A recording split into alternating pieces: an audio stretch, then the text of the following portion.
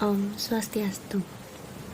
Pada kesempatan kali ini saya akan mempresentasikan hasil diskusi dari kelompok 3 mengenai peraturan jaminan mutu pelayanan radiologi.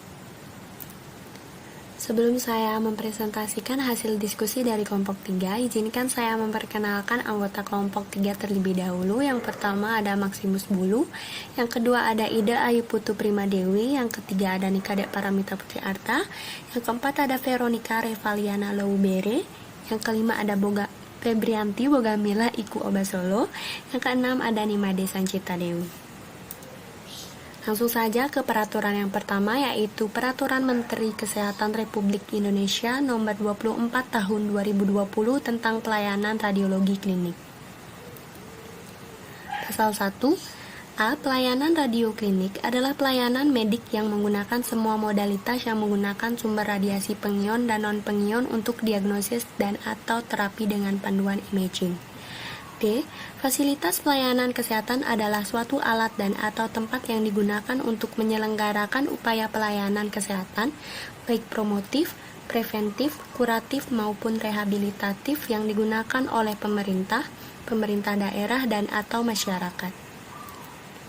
Kesimpulannya, pelayanan radiologi klinik adalah pelayanan medis yang menggunakan radiasi pengion dan non-pengion untuk menegakkan diagnosa atau terapi dengan panduan hasil gambar radiograf, sedangkan fasilitas kesehatan adalah tempat yang digunakan untuk menyelenggarakan pelayanan kesehatan yang dilakukan oleh pemerintah daerah, dan masyarakat. Pasal 2. Peraturan pelayanan radiologi klinik bertujuan untuk A. Menjamin keselamatan, keamanan, dan kesehatan tenaga kerja pasien, masyarakat, dan lingkungan hidup tempat pelayanan radiologi klinik dilakukan. B. Mewujudkan standar pelayanan radiologi klinik di fasilitas pelayanan kesehatan. Dan C. Meningkatkan mutu pelayanan radiologi klinik di fasilitas pelayanan kesehatan. Kesimpulannya, menjamin keselamatan, keamanan, dan kesehatan tenaga kesehatan, pasien, masyarakat, dan lingkungan hidup tempat pelayanan radiologi klinik dilakukan. Kemudian, mewujudkan standar pelayanan radiologi klinik di fasilitas pelayanan kesehatan, serta meningkatkan mutu pelayanan radiologi klinik di fasilitas pelayanan kesehatan. Pasal 3. A. Pelayanan radiologi klinik diselenggarakan untuk diagnostik dan terapi. B. Pelayanan radiologi klinik untuk diagnostik sebagaimana dimaksud pada ayat 1 ditujukan untuk pemeriksaan dan mendapatkan pendapat ahli atau expertise dalam rangka penegakan diagnosa. C. Pelayanan radiologi klinik untuk terapi sebagaimana dimaksud pada ayat 1 ditujukan sebagai panduan dan tindakan terapi. Kesimpulannya, pelayanan radiologi klinik ini digunakan untuk diagnostik dan terapi. Kemudian, pelayanan radiologi klinik bertujuan untuk pemeriksaan dan mendapatkan diagnosa yang pasti dari ahli radiologi untuk menegakkan diagnosa. Dan pelayanan radiologi klinik untuk terapi digunakan sebagai pantian untuk melakukan tindakan terapi. Pasal 5. 1. Fasilitas pelayanan kesehatan yang menyelenggarakan pelayanan radiologi klinik harus memiliki peralatan dan sumber daya manusia. 2. Peralatan sebagaimana dimaksud pada ayat 1 terdiri atas peralatan radiasi pengion dan non-pengion. 3. Sumber daya manusia sebagaimana dimaksud pada ayat 1 terdiri atas dokter spesialis radiologi, tenaga kesehatan lain, dan tenaga non-kesehatan. 4. Dokter spesialis radiologi sebagaimana dimaksud pada ayat 3 bertanggung jawab dan memastikan peralatan dengan modalitas radiasi pengion dan non-pengion di fasilitas pelayanan kesehatan dalam kondisi andal. Kesimpulannya, fasilitas pelayanan kesehatan yang menawarkan layanan radiologi klinik harus melakukan pengendalian mutu. Pengendalian mutu meliputi pengendalian mutu internal dan eksternal. Pengendalian mutu internal dilakukan oleh sumber daya manusia di dalam Departemen Radiologi Klinik melalui pemantauan dan evaluasi berkala. Pengendalian mutu eksternal dilakukan oleh tim yang dibentuk oleh Direktur Jenderal atau sesuai dengan peraturan perundang-undangan. Ketentuan teknis pelaksanaan pengendalian mutu ditetapkan oleh Menteri. Pasal 11. Sumber daya manusia pada pelayanan radiologi klinik Pratama paling sedikit terdiri atas dokter spesialis radiologi, radiografer, petugas proteksi radiasi, dan tenaga administrasi.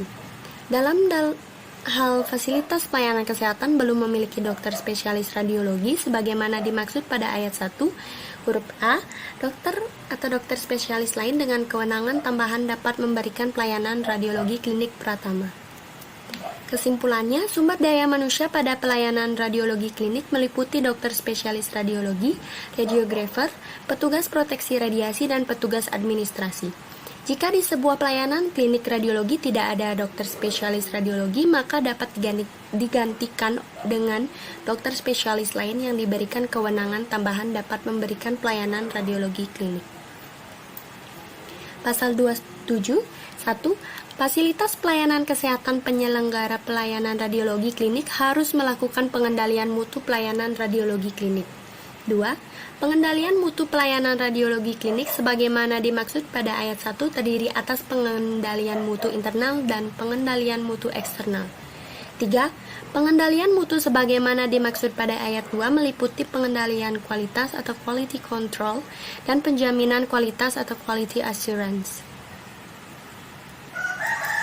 Kesimpulannya, fasilitas pelayanan kesehatan yang menyediakan pelayanan radiologi klinik harus melakukan pengendalian mutu pelayanan radiologi klinik.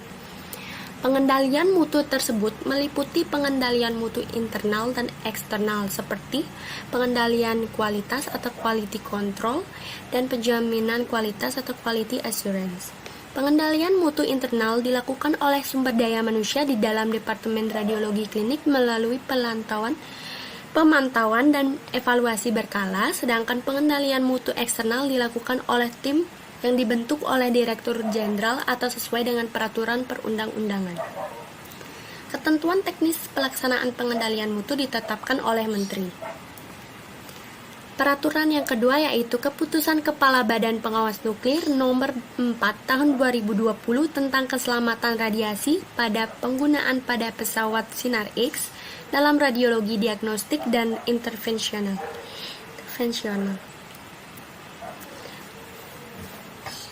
Pasal 1, badan adalah badan pengawas tenaga nuklir. Keselamatan radiasi pengion di bidang medik yang selanjutnya disebut keselamatan radiasi adalah tindakan yang dilakukan untuk melindungi pasien, pekerja, anggota masyarakat, dan lingkungan hidup dari bahaya radiasi.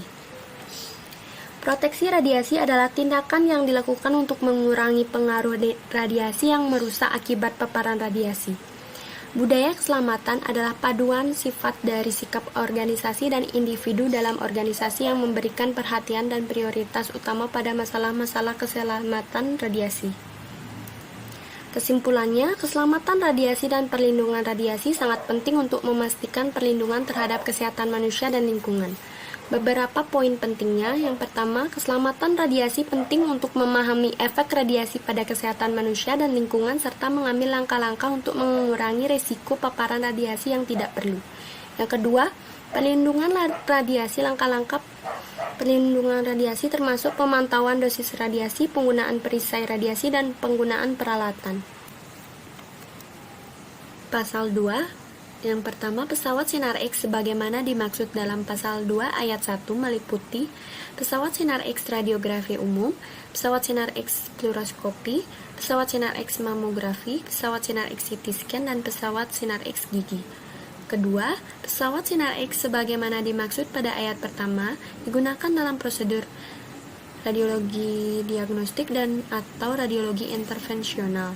Yang ketiga, pesawat Sinar X sebagaimana dimaksud pada ayat 1 tidak termasuk pesawat Sinar X yang digunakan sebagai penunjang radioterapi dan penunjang kedokteran nuklir. Kesimpulannya, jika pesawat Sinar X dinyatakan andal dengan perbaikan, maka harus diperbaiki dalam 3 bulan. Setelah diperbaiki, pesawat Sinar X diuji kembali untuk parameter yang tidak lolos. Jika tidak diperbaiki dalam waktu 3 bulan, seluruh parameter harus diuji kembali. Pasal 4, pemegang izin wajib memenuhi persyaratan manajemen sebagaimana dimaksud dalam pasal 2 ayat 2, huruf A yang meliputi 1.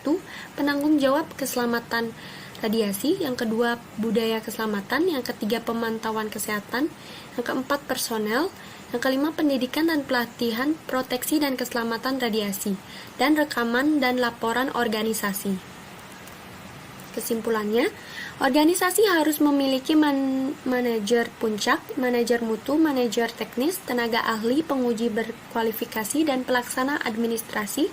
Personil dapat memiliki peran ganda, kecuali penguji berkualifikasi.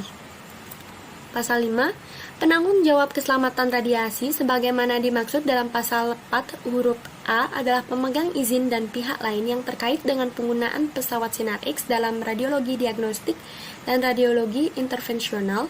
Pemegang izin sebagaimana dimaksud pada ayat 1 memiliki tanggung jawab antara lain mempromosikan dan mengembangkan budaya keselamatan dan menyusun, menetapkan dan mengembangkan, melaksanakan dan mendokumentasikan program proteksi dan keselamatan radiasi, membentuk dan menetapkan penyelenggara proteksi dan keselamatan radiasi, menyelenggarakan pemantauan kesehatan bagi pekerja radiasi. Kesimpulannya, organisasi harus memiliki manajer puncak, manajer mutu, manajer teknis, tenaga ahli, penguji berkualifikasi, dan pelaksana administrasi. Personil dapat memiliki peran ganda kecuali penguji berkualifikasi. Pasal 6.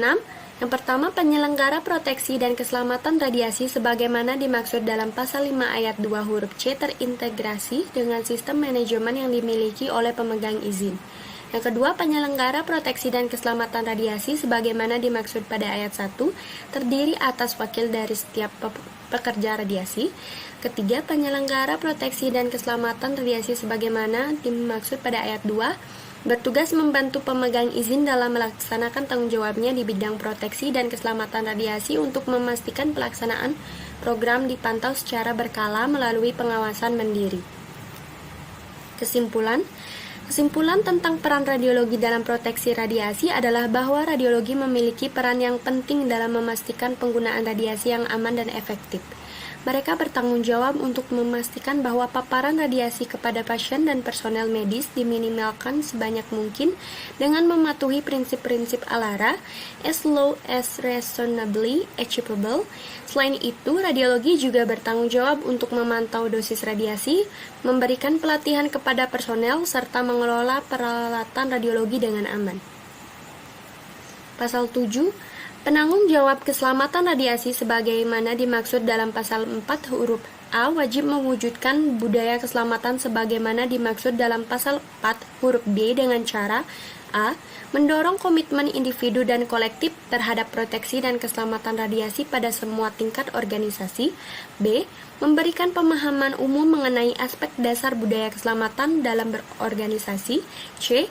Menyediakan sarana yang mendukung individu atau kelompok dalam melaksanakan tugas dengan mempertimbangkan interaksi antara individu, teknologi, dan organisasi. D. Membangun partisipasi personel yang relevan dalam pengembangan dan pelaksanaan kebijakan, peraturan, dan prosedur terkait proteksi dan keselamatan radiasi. Kesimpulan, bertanggung jawab untuk memastikan keamanan dalam penggunaan zat-zat radioaktif dan sumber radiasi dengan melakukan pemantauan, memastikan kepatuhan terhadap peraturan, dan mengimplementasikan langkah-langkah keselamatan untuk melindungi orang-orang dan lingkungan dari paparan radiasi berlebihan. Kesimpulan dari pemahaman proteksi radiasi adalah pentingnya perlindungan diri dari efek buruk radiasi terhadap tubuh. Dengan memahami prinsip-prinsip proteksi radiasi, kita dapat mengurangi risiko paparan radiasi yang berlebihan dan melindungi kesehatan kita serta lingkungan.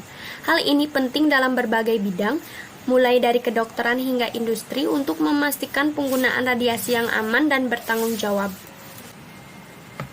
Peraturan ketiga, Peraturan Presiden Republik Indonesia Nomor 49 Tahun 2024 tentang Nasional Perlindungan Konsumen. Pasal 1.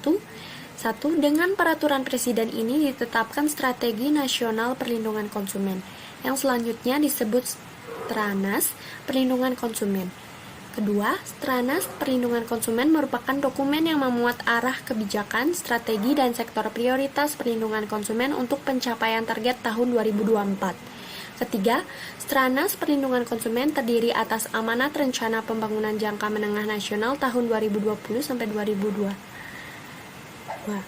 Kondisi perlindungan konsumen, arah kebijakan perlindungan konsumen, dan strategi dan sektor prioritas perlindungan konsumen. Kesimpulan, konsumen memiliki hak untuk mengajukan keluhan jika mereka merasa tidak puas dengan produk atau layanan yang mereka dan memiliki hak untuk mendapatkan ganti rugi jika keluhan tersebut sah. Pasal 2 memberikan arah kebijakan dan strategi perlindungan konsumen yang lebih sinergis, harmonis, dan terintegrasi bagi kementerian atau lembaga, pemerintah daerah, dan instansi terkait. 2. Mempercepat penyelenggaraan perlindungan konsumen di sektor prioritas, mendorong peningkatan keberdayaan konsumen yang mampu membuat keputusan yang optimal dan memahami preferensinya dari pilihan yang tersedia, serta memahami haknya untuk menuju konsumen yang sejahtera dan mendukung penguatan permintaan domestik guna mencapai pertumbuhan ekonomi yang berkualitas dan berkeadilan. Kesimpulan, memberikan arahan kebijakan pemerintah daerah dalam pelaksanaan pemantauan sesuai dengan tugas dan fungsi penyelenggarakan peran aktif perlindungan konsumen. Peraturan keempat, Peraturan Pemerintah Republik Indonesia Nomor 47 Tahun 2021 tentang penyelenggaraan bidang perumah sakitan. Pasal 2, berdasarkan jenis pelayanan yang diberikan, rumah sakit dikategorikan dalam rumah sakit umum dan rumah sakit khusus. Rumah sakit umum dan rumah sakit khusus sebagaimana dimaksud pada ayat 1 ditetapkan klasifikasinya oleh pemerintah berdasarkan kemampuan pelayanan, fasilitas kesehatan, sarana penunjang, dan sumber daya manusia. Kesimpulan, berdasarkan jenis pelayanan yang diberikan, rumah sakit dikategorikan menjadi dua, yaitu rumah sakit umum dan rumah sakit khusus. Ketetapan klasifikasi rumah sakit sudah berdasarkan kemampuan pelayanan, fasilitas kesehatan, sarana penunjang, dan sumber daya manusia. Pasal 28, kewajiban rumah sakit memberikan informasi yang benar tentang pelayanan rumah sakit kepada masyarakat sebagaimana dimaksud dalam pasal 27 ayat 1 huruf A berupa informasi umum rumah sakit, informasi terkait dengan pelaksanaan pelayanan kesehatan kepada pasien, dan informasi terkait dengan kinerja pelayanan. Kesimpulan, rumah sakit berkewajiban memberikan informasi kepada masyarakat berupa informasi rumah sakit, informasi pelaksanaan pelayanan kesehatan pasien, dan informasi kinerja pelayanan.